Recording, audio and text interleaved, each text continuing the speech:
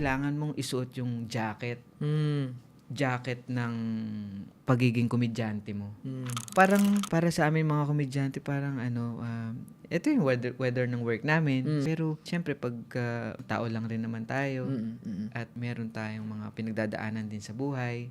Kaya parang ang hirap kasi, lalo na pag nasa labas ka, kailangan Shucks, o nga, no?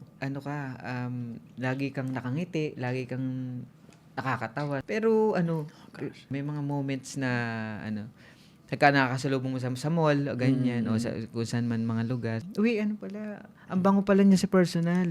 Patawa ka. Uy, patawa ka naman, patawa ka nga, May mga Really? ganun. Oo, may mga ganun. Kasi na-consider nila na one of comedian ka. They didn't know kung ano yung pinagdadaanan mo sa araw na yon. Parang from house, parang kailangan mong isuot yung jacket.